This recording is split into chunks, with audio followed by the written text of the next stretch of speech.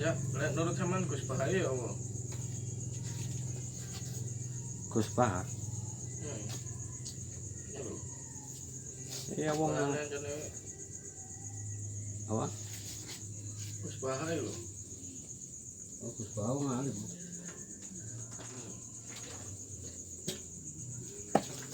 Alim wong.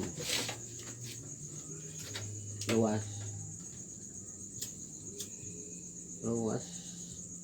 hafal Quran ya. Iya. Hafalan kadis akeh terus dhek kan ana kitab. Tapi sing Gus Bahar sing luwih apik maneh kan mentakwil dengan apa? Mengkaji pandangan-pandangan para ulama terus karo pendapat itu ya disesuaikan. Iku apik Gus Bahar. Tapi secara pribadi aku ya apa ya dari penilaian tapi ya ngomongnya tak enak.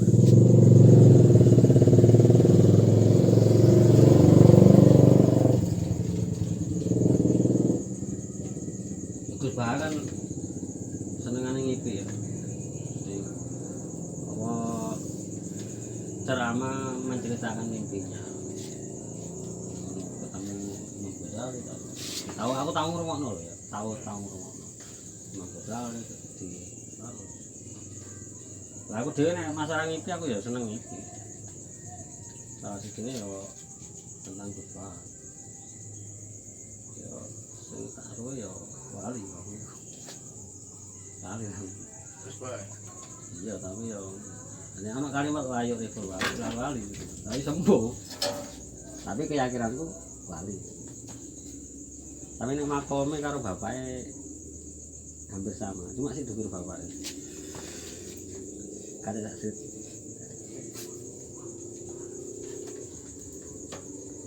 Karo bapake lho ya iku wis ngipi kan jam ngipi.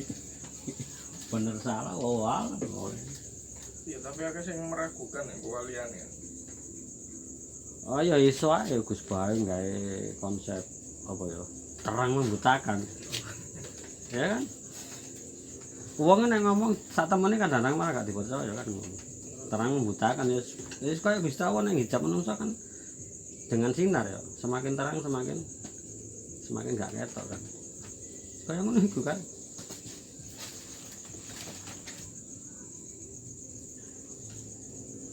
ya wong alim apik ya santai lah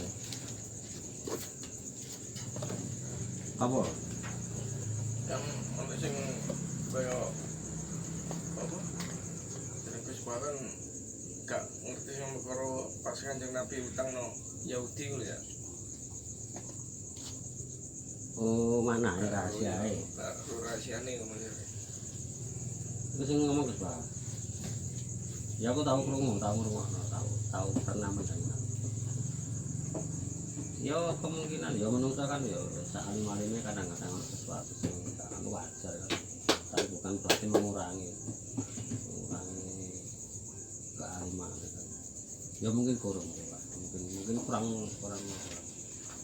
bukan nggak tahu tuh kurang maksudnya mungkin ini loh kadang-kadang wong untuk memahami itu kan butuh apa ya tetapar butuh apa butuh ngalami mungkin Gus Bahar kurang berutang mungkin nek utangnya akeh mungkin cok memahami kaya awak dhewe kan utangnya akeh tadi memahami Kanjeng Nabi apa mati kok ninggal utang nih maksud iku sih rahasia apa iki nek menurutku lho ya menurut pemahamanku kenapa Rasulullah itu sampai punya hutang nangone wong Yahudi ini pertama waktu itu kudu paham masalah nubuwah nubuwah itu kan kapak-kapak cukup panjang lebar itu masalah ya kok akhirnya paham antara ubudiyah karo nubuwah apa ubudiyah itu nubuwah kan tapi setinggi-tingginya derajat wali kan sik masuk ubudiyah masih di bawah wali yang tertinggi makomnya itu masih di bawah makom nabi yang terendah jadi setinggi-tingginya ubudiyah tidak bisa melampaui nubuwah wah urusan. Tapi secara ringkas aja. Jadi kaya Kanjeng Nabi kan wong sing paling mulia ya, derajat paling tinggi. Jadi Nabi ku hebate ya, wong nek memahami Kanjeng Nabi ku Sayyidina Muhammad Rasulullah sallallahu alaihi wasallam iku sampai menghinakan dirinya. Menghinakan dirinya. Kenapa saya bilang gitu? Ya karena apa yang dialami nanti itu berpotensi untuk dihinakan orang-orang lain, terutama orang-orang yang tak beriman. Contohnya mungkin Kanjeng Nabi menikahi Aisyah waktu umur 6 tahun, terus itu kan umur 6 tahun ya. 6 tahun. Nah itu kan ya dibuat ajang untuk menghinakan, menyerang kan. Nah kita orang Islam harus tahu nubuah itu seperti apa. Engkau dawa urusannya, kok baru memahami. Termasuk bab utang. Al-Quran barang kan akeh ceritanya ayat-ayat sing bab utang. Lah Nabi ku nek gak salah pas ono sahabat sing mati ninggal utang gak gelem nyolati. Tapi akhirnya ngongkon sahabat liyane niat lagi. Berarti Nabi kan gak utang. Kanjeng Nabi dhewe yo gak seneng utang lah. Nah, Kanjeng Nabi dhewe amalan sing gak pernah ditinggalno ana tau nek gak salah. Satu puasa 3 hari selama 1 bulan itu 3 hari. Orang gak salah sholat duha apa lah ya. Ini pola sing tak eling. Bahwa setiap sholat fardu Kanjeng Nabi pengen ndonga njaluk didol utang. Ku riwayate ngono hadis ono. Oke gitu. Sahabat takon lho kok ya Nabi kok ndonga didol utang terus jelasno bahwa utang itu ngedono kekancan, memutus persaudaraan utawa lah maksud utang itu. Salah sijine kan. Tapi fakta Kanjeng Nabi dhewe sering berutang. Apa sing dianu Gus Bahar Mas itu? Gak ngerti rahasia maksudnya. Ya itu memang bab nubuwah. Kanjeng Nabi itu kan setiap perbuatan akhirnya menjadi sumber hukum kan. Ya kapak-kapak utang itu halal. Ya kan? Lah kapak-kapak nek Gus Bahar gak paham perkara iku ya mungkin Gus Bahar gak diutang. Itu sampai ngarai ngeluh lah. Lah Kanjeng Nabi itu kan Gusti Allah ya, Gusti Allah karep nang Kanjeng Nabi kan menjadi contoh suri tauladan kanggo umat Islam layani. Bagaimana Nabi bisa memberi contoh bab utang kalau dia tidak berhutang? Kan ya kan? Jadi tujuannya Kanjeng Nabi utang ya mungkin salah satu maksudnya tujuannya itu menjadi sumber hukum kanggo umat Islam, kanggo wong sing beriman, padha karo Kanjeng Nabi menikahi si Aisyah kan kanggo sumber hukum bab haid, bab macam-macam lah terkait masalah wanita lah. Lah Kanjeng Nabi hutang ya ono kepentingan masalah demi hukum, sumber hukum. Dadi kok gawe patokan. Lah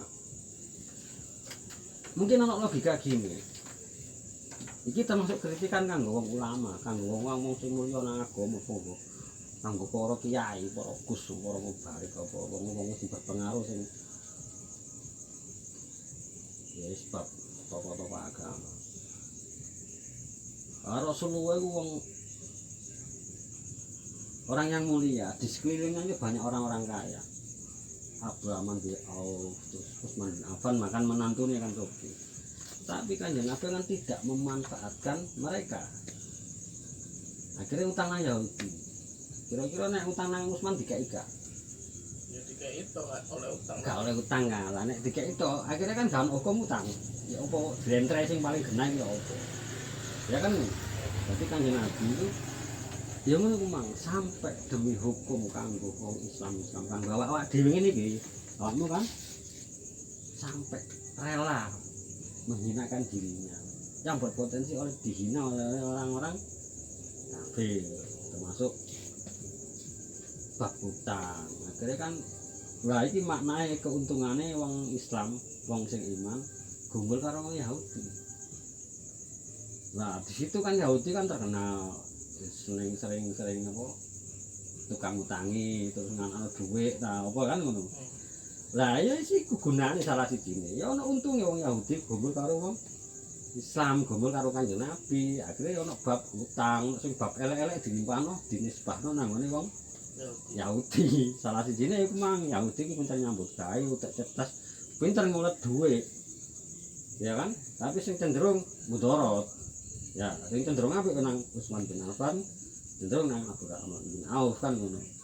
Lah nek sing apik elek-elek, sing ngatakno dhuwit katakan kalau bakal bangsa iki dari wong Yahudi, Rockefeller jarine wong Yahudi. Yo gak salah jenenge ben jaman Kanjeng Nabi ku wis urusane model bangun lho kata. Kanjeng Nabi sampai utang iku mang yo tujuane iku mang sumber hukum. Bertujuan untuk sumber hukum. Ya Gusti Allah gawe ngono. Sing akhire dimaki-maki iku kan. Iya. Dimaki-maki karo Yahudi, wong sing utang kan ya dimaki-maki. Salah sijine ya iku mang untuk kepentingan hukum bahwa wong nek utang gak nyaur ku ya kaya ngono iku mang. Risikone dimaki-maki. Bahkan setelah Nabi pun orang yang mulia, punya pengikut, punya anu. Itu tetap itu. Nah terus sikap-sikapnya Kanjeng Nabi waktu dihujat, waktu dihina, waktu itu kan bisa jadi contoh kan. Ora nek utang iku aja mbayar lambat. Ya iku mang terus masuk wong sing apa? Sing Yahudi mangan ngumpat-ngumpat. Jangan Kanjeng Nabi kan sahabat liyane kan tersinggung ya. Wis jarno iku hake wong ngutangi sing dibayar. Jadi kan ono hukum nang ngono. Hukum. Jadi pokok Kanjeng Nabi sampai utang kaya ngono ya tujuannya ya memang demi hukum. Iku lho, awak dhewe kudu matur suwun nang Kanjeng Nabi sampai merendahkan dirinya dengan berhutang. Nah terus salah sijine barang ya kanggo awak dhewe bahwa Kanjeng Nabi nek wong Islam mati ninggal utang kan gak mati, tapi Kanjeng Nabi dhewe bahwa sedo ninggal utang. Ya sih kumang kayak bahwa kita nggak boleh pakem harus seperti ini kayak Kanjeng Nabi apa ngarani bab masalah liyane bahwa sing apik iku nek wong sedo dina Jumat Kanjeng Nabi ternyata sedoe dina Senin kan ngono. Berarti kan yes memang semuanya tuh apik anjurannya kaya ngono tapi jangan rendahkan yang tidak seperti itu mana kayak ini berarti banyak hal-hal yang dicontohkan Kanjeng Nabi itu kadang-kadang tidak sesuai.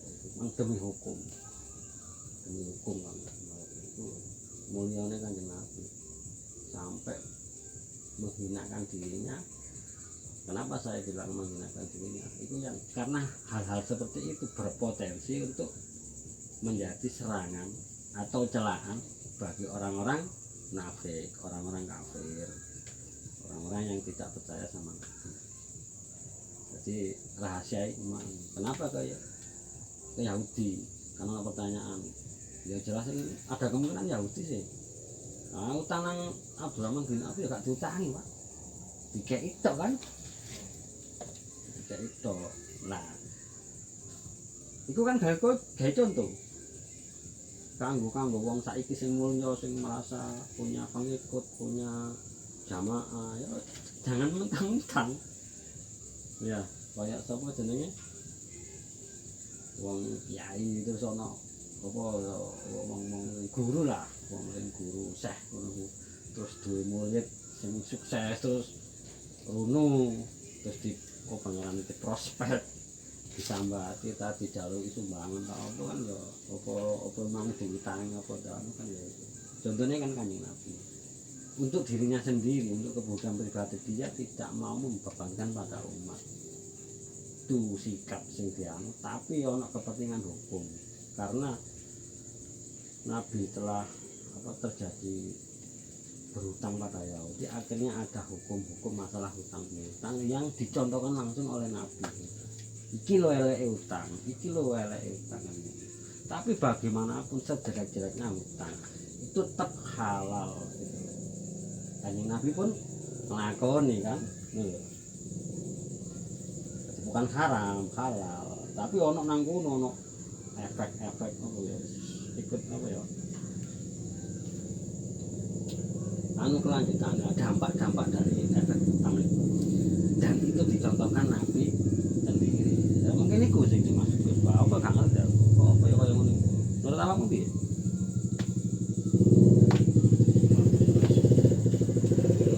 Kae, Hah? itu kae.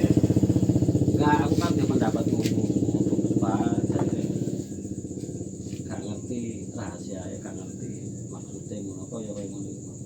Terus aku ngomong kaya ngono apa ya sesuai. Apa aku ngawur? Nah tebak-tebakan aja.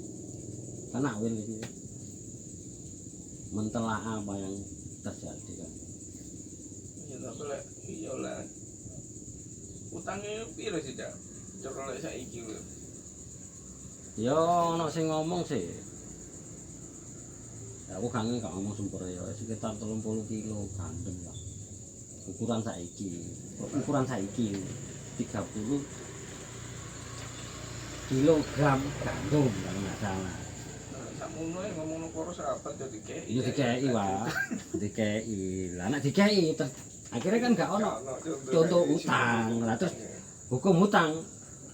Nah, tambah tidak pernah dicontohkan. Terus ya kan banyak cuma loh.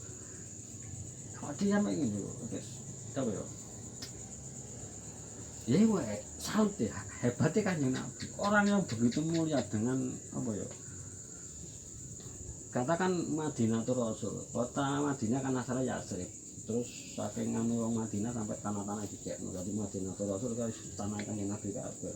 Wong tanah dikekno. Apa maneh sing gandum 30 iku lah. Kan ngono. Ya, kan kecil lek tekae wong sahabat-sahabat Kanjeng Nabi sing suge-suge iku mah. Ya sing ketok sing apal ya si Usman bin Affan iku. Dunyane ya triliunan, Abdurrahman bin Auf dunyane triliunan. Apa arti 30 kilogram gandum diwenehi kan gampang. Nah makanya kalau satu Rasulullah tidak memanfaatkan kedudukannya, kenabiannya untuk diri sendiri dengan mempercaya atau apa ya, dengan memanfaatkan para sahabat yang kaya-kaya gitu loh. Dan kita harus juga berpikir di antara para sahabat kan ada yang kaya dan ada yang miskin kan gitu. Nah ono sing miskin ya Abu Hurairah, Abdullah bin Mas'ud kan dari kan marah. Kenapa sahabat-sahabat yang lain tidak membantu mereka supaya ekonominya itu beda lagi. Itu bodoh telah amanah gitu loh. Nah, sing contoh pengiring kanggo awak dhewe manakala Anda menjadi orang yang terpandang, punya kedudukan, punya murid, punya jamaah, jangan memanfaatkan mereka untuk kepentingan pribadi. Yang dijelas dicontohkan oleh Kanjeng Nabi sampai direwangi utang nang wong Yahudi untuk menghidupi keluarganya. Dan ada rahasia pelajaran tersembunyi lagi bahwa disitulah kita bisa mengambil contoh bahwa utang ini gini rasanya, risikonya termasuk dicela aja mau sampai di risiko dicela oleh orang Yahudi. Manakala nek wong utang wong Islam katakan sing setengah-setengah lah, kayak sing sahabat sing setengah-setengah kayak Abdullah bin Umar atau apa sing gak sugih gak marah sing setengah-setengah mungkin yo diutangi kan sebagai sami awak atau nang Nabi utang ya diutangi. Tapi kira-kira nek Kanjeng Nabi telat paling gak wani lagi. Nang ae ya kan. Nah akhirnya hal sing mencaci maki, hal sing apa sing elek-elek iku mang sing kemang akhirnya disebabno nang ngene wong Yahudi kan. Ya berarti kan keberadaan orang Yahudi di antara apa sahabat-sahabat Nabi ono apike minimal nggo contoh. Lah termasuk saat itu kan Nabi gak salah nyaur itu lebih besar. Jadi pedet cilik dibalano pedet gede atau unta cilik dibalano unta gede. Lah iku kan apa ya? Kanjeng Nabi itu nglarang riba. Tapi Kanjeng Nabi dhewe menehi contoh bahwa nek nyaur iku ya ojo pres-presen nang tambah ono ngono lho. Ya kan butuh telaman iki. Butuh telaman. Wong Kanjeng Nabi mengharamkan riba, tapi Kanjeng Nabi dhewe nek utang njurno tambah ono kan. ini bab akad ya. Nah, seenggak-enggaknya dalam peristiwa itu kan banyak sekali apa? Banyak sekali pelajaran yang bisa kita ambil. Jadi itulah Nabi punya kepentingan hukum. Bisa Allah pengen mengenai contoh melalui kanjeng Nabi sing paling abdul, paling bisa dibuat contoh ya Nabi bab masalah utang sekalipun ya. Dan itu dianukan kanjeng Nabi dhewe. Aku kira masalah itu anak Gus Baka anu ya kemungkinan Gus Baka kurang ada utangnya. Kurang ada mungkin ya kurang itulah, tapi bukan hal seperti nek Gus Baka ngerti ya wis iki ya wajar lah.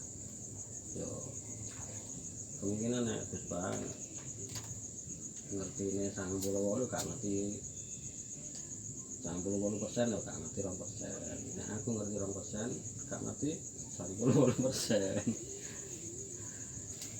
Tapi ya itu lah bahaya wis mengalih ini bahaya.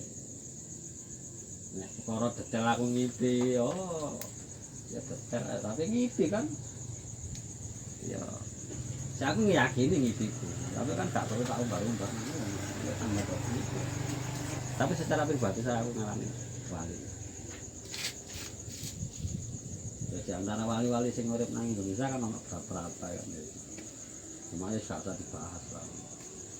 Ngono pertanyaan layu itu wali lah wali sing ngerti wali ya wali. Wah wis wae alam sekali. Speaker dhewe tak penting. Ono meragukan. Wih, Agak sing meragukan. iya cari. Pokoknya kan ada sing gak sependapat wali kok diumbar-umbar. Ya mungkin itu mang mungkin ya. Terang membutakan memang. Iya, terang membutakan. Berarti menerangi justru untuk menutupi ya kan bintang itu nang dhuwur langit ya. Tidak akan terlihat manakala terang. Bener enggak? Bintang kan ketok nek bengi kan kelip-kelip. Soale peteng baru ketok kelip-kelip. Oh anak ono bintang. Bulan pun gak kelihatan waktu sinare waktu terang. Nah, dibikin gelap dulu baru terang. Nah, bisa aja. Yo tapi kan nggak ono wali sing ya pendapat kan macam-macam. Wali gak ngomong wali ya gak apa-apa, ngomong ya gak apa-apa, nggak ada larangan. Yang larang kan nabi. Nabi kan ya kudu ngomong nek nabi. Nek wali kan ya gak wajib ngomong, ya gak wajib menang. Lah terus kamu gak percaya sabdu kota jalan itu wali?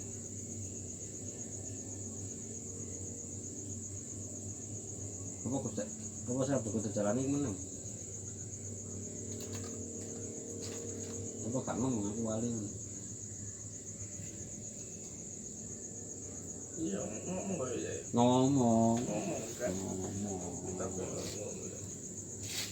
lah saya udah jalannya kan ngarang kitab oh siril absor atau apa terus sudah koe tau apa kitabnya kan akeh dan disitu kan menjelaskan makom macam-macam salah satunya makom panah terus makom kehampiran yang ngarani bahasa kan kehampiran maksudnya ya terolah kasa diterang kehampiran. Di situ kan menerangkan terus nerang nang kitab Futural kok itu mulai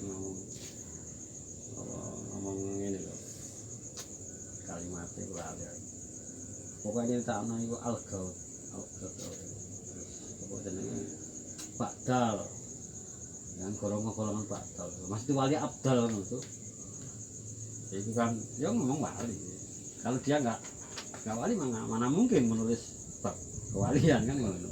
Berarti ya sama satu kota jalani menyatakan dirinya wali. Bahkan secara terang kan ngomong. Sing sampai kakiku di atas pundak para wali kan.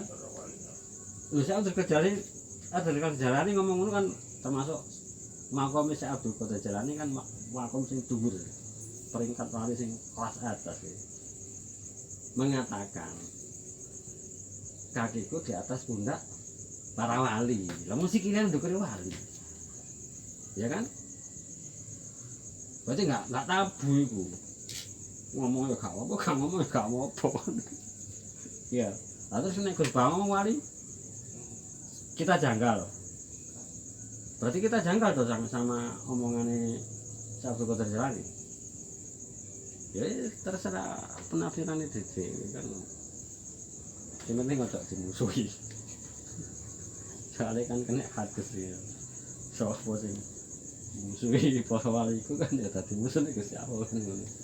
Nah iku bahaya wong-wong sing gak percaya kewalian wong iku terutama mencemooh. Kaya golongan-golongan iku tonggo sebelah ngono. Lah gak percaya. Ya wis. Musuh Gusti Allah ya betul. Ya kan? Tapi wis takon, terus bae wali. Ya aku mosok ngomong mimpiku. Wis tak selawur itu yang kan.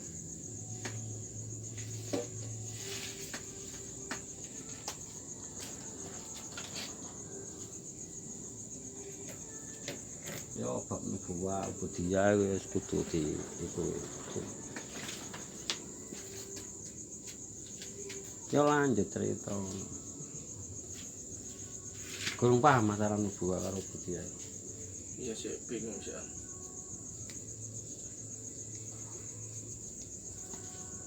Ubudiyah itu kan ya itu mang bab masalah makom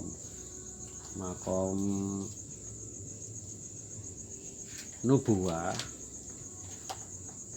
karo makom ubudiyah itu secara garis besar.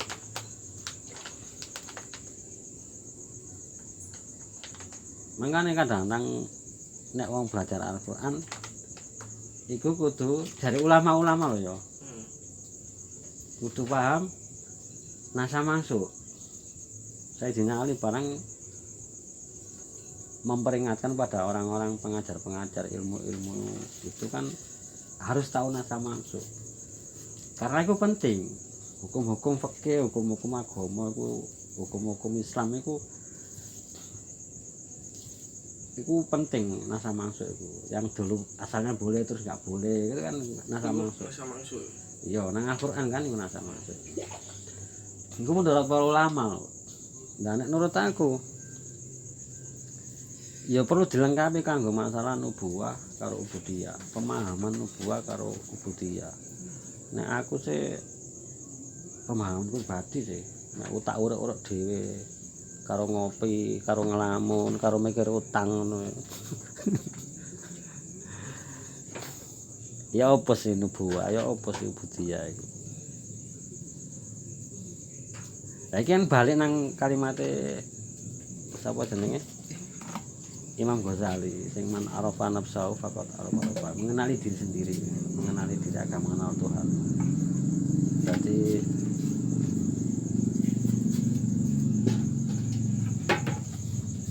secara struktur menungso kan ono nafsu, ono pikiran, ono akal itu ya. Pikiran kan akal. Ya. Iya. Pikiran itu akal terus rohani. Lagi awak dibakas akal, bakas pikiran. Nah disitulah engko akhirnya ketok perbedaan antara nubuwah karo ubudiyah.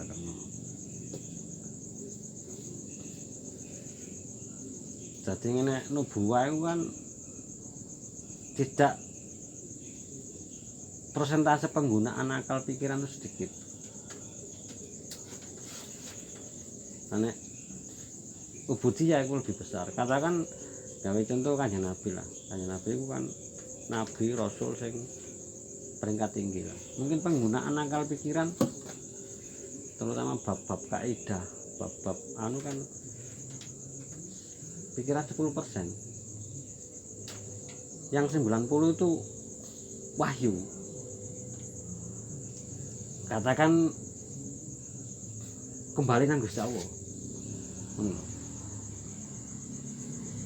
Nek menungso sing ngomong-ngomong biasa kuali. Gawe akale sik kembali, makanya kan lillahi ta'ala itu memang kembali ke Allah itu minim sekali. Katakan dibalik lah kalau orang Kanjeng Nabi itu penggunaan akal pikiran itu 10%, 90% itu kembali ke Allah. Terus nek wong biasa kemungkinan tak gawe gede itu rata-rata lah 5% itu mang iku sapik ya 5% itu mang eling nang Gusti Allah, 95% akal. Nah ini batasan wali kan wali sak tertinggi-tinggi kan sik kelas ubudiyah. Jadi mungkin persentasenya kembali nang Gusti Allah itu 60%. 50% lah ya 50%. Lah akal penggunaan akal itu 50%. Jadi 50-50 lah wali lah. Nah, setingkat Nabi kan wis dhuwure maneh. Kenapa itu penting? Karena itu padha karo mengenali diri sendiri. Kalau kita kelasnya ubudiyah ya jangan memaksa kenabian. Ranah-ranah nubuwah kan. Makanya Kanjeng Nabi contohnya ini, Kanjeng Nabi nek ditakoni, itu tidak menggunakan akal pikiran untuk menjawab, ya kan? Kan nek gak kan meneng. Akhirnya kan dituduhi Gusti Allah. Arti segala permasalahan, polemik atau apapun dituduhi Gusti Allah jawabannya ngene. Bahkan pertanyaan yang sulit-sulit pun kan seperti itu. Beda nek awak dhewe. Kan Gus Bahala wong sing alim koyo ngono. Nek ditakoni kan mikir. Lah balik kan pikiran. Ya kan? Apa sing tahu diwaca, apa sing tahu dipelajari kan disampaikan. Lah Nabi kan enggak seperti itu. Ditakoni yo jawab. Nek gak ero ya semeneng. Tidak berusaha untuk menjawab. Lah wong awak dhewe ngomong akal, bahkan nek saking gobloke kadang-kadang ya kemang wedi ketok gobloke jawab. Ngawur. Akhirnya tambah ketok gobloke. Gak wani nanti ketidaktahuan pada sesuatu kanggo wong awak dhewe dianggap memalukan kan ngono. Katakan wong alim lah koyo Gus Bahal nek ditakoni gak ero kan izin. Ya kan? Tapi nang Nabi kan gak izin. Lah iku bedane. Nabi karo kelas wong biasa sampai tekan wali pun kan seperti itu. Tak boleh ngomong berdasarkan akal pikiran. Nah menungso ubudiyah sing sekelas ubudiyah bertindak berbuat itu kebanyakan persentase dari akal pikiran. Apapun itu termasuk ilmu-ilmu agama. Nah, kenapa itu penting? Soalnya ini contoh ya. Karena apa? Kaum sing berteriak kembali ke sunnah, kembali ke Al-Quran. Di segala sesuatu kadang-kadang gak ngelewati ulama, gak melalui pikiran-pikiran ulama, melalui kitab-kitab, gak bermazhab, malah gak bermazhab. Terus gak gelem nganut-nganut iku lah. Ikane sombong iku. Kembali ke Al-Quran hadis, kembali ke Al-Quran hadis. Padahal alatnya gak mampu, gak cukup lah. Termasuk masalah iku mang sing paling menurut aku krusial antara nubuwah karo ubudiyah iku. Akhirnya kembali ke Al-Quran. Loh nek kembali nang Al-Quran lho ya. Tidak memahami masalah ubudiyah karo nubuwah. Ya iso lara mangan taek kan ngono. Ya enggak?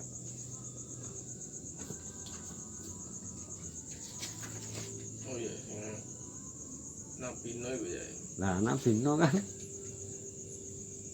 gawe perahu terus dibuli diisingi wong terus ndonga kan apa carane ngerti perahu iku. Akhirnya diwenehi wabah penyakit. Ya. Dikasih wabah penyakit, terus ternyata Allah membuat bahwa obatnya penyakit itu ya mangan ae. Mangan telek kan? Akhirnya telek garoyokan sampai resik entek dikoret-koreti sampai tahun yang gilap. Itu Al-Quran loh yang cerita. Nah, kalau dikatakan Al-Quran sebagai sumber segala ilmu, termasuk ilmu pengobatan, kenapa? Terus awak dia bukan nabi, bukan kelas Nabi Nuh. Apa kita kalau ditanya menggunakan akal pikiran berdasarkan Al-Quran? Ya. Nek ana wong lara tambah ana mangan taek ngono. Apa yang ngono? Padahal contohnya ana nang Al-Qur'an. Ayo. Nah, berarti awak dhewe kudu nyadari, oh iku nabi. Segala perbuatan segala anu kan langsung dianu karo Gusti Allah. Awak dhewe ya tapi kan beda. Awakmu kelas nubuwah lho. Ojo mancik-mancik nang wilayah nubuwah lho. Ya iki bab Nabi Nuh apa? Nambani wong lara mangan telek ya nabi. Lah nek kon kepengin niru ya tiru tapi nek di pisu-pisu wong di anu wong dianggap wong geneng ya aja. Lah solo sadarono kon sik posisine nubuwah. Bab makom, Ubudiyah. Oh iya bab ubudiyah. Sik makome ubudiyah. Jadi kan kembali ke sunnah, kembali ke Al-Qur'an. Kan ngono. Nah, kenapa tidak ada yang menyarankan bahwa obat corona itu makan taek seperti umat-umatnya Nabi Nuh? Mungkin ada yang berpendapat, oh ngawur itu. Al-Quran memberi contoh.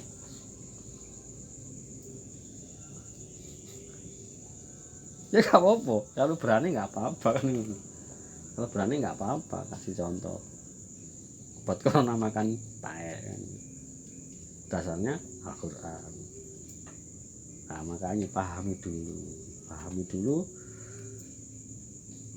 bahwa kamu tuh apa ya kita itu budaya bukan buah. Makanya Kanjeng Nabi menikahi anak umur 6 tahun yes. Kan akeh ulama bingung kayak saya puji lah nikah umur bawah umur ya akhirnya kan diurus akhirnya di penjara kan tapi ulama MUI bingung ya arep ngukumi haram itu lho Kanjeng Nabi yo samono ya isa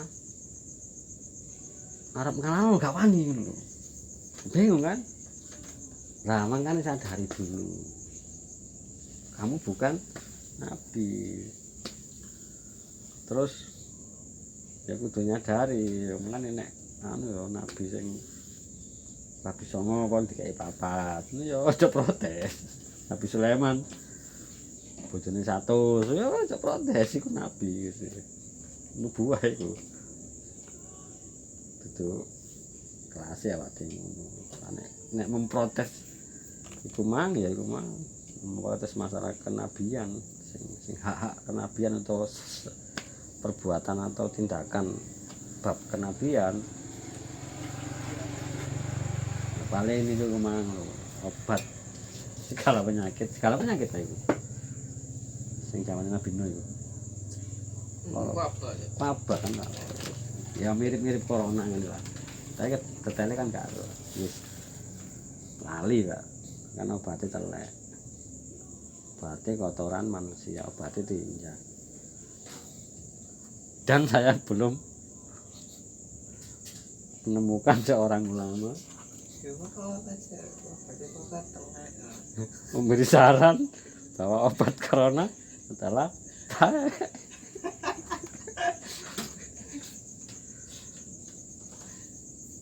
ayo awakmu mau gak apa-apa gak apa-apa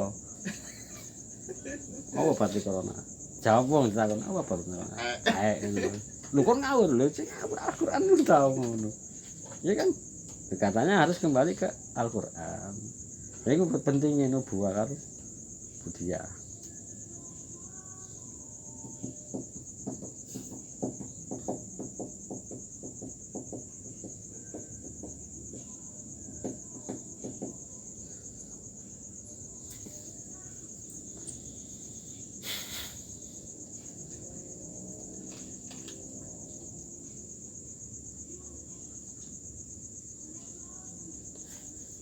tapi Gus Bayu dadi ketua NU ngono ya apa? Asik ya. Koyoke delok kenceng ilmu aja ya. Ya ketua kan gak harus kenceng macam-macam. Ya luas. Tapi Gus Bayu rada gak gelem jabatan-jabatan ngono. Ya mu dasare apa ya mungkin seneng gak seneng. Mungkin loh gak seneng gak seneng. Tapi ya Jabat kok ya. iya kan Rais Surya. Tapi kan maksudnya sing tak bakar kan ketua NU. Mungkin ya gak seneng wong iki kan lah.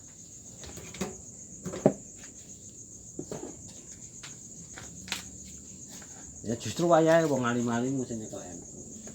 Karena si Yai Hasyim Asy'ari ku ya wong alim-alim kan mendirikan NU kan terus jadi ketua. Mungkin saat itu Mbak Hasyim Asy'ari kali ya mungkin gak mungkin jadi ketua, gak bisa mendirikan kan itu. Terus Gus Bahalim kenapa nggak mau jadi apa pimpin ya nek dasare memang gak kepingin ya gak seneng ya gak apa-apa memang kan dikarepan dhewe. Tapi kalau nek tuntutan umat terus ya harus ya gak apa-apa ya gak punya alibi kuat untuk menolak kan ya.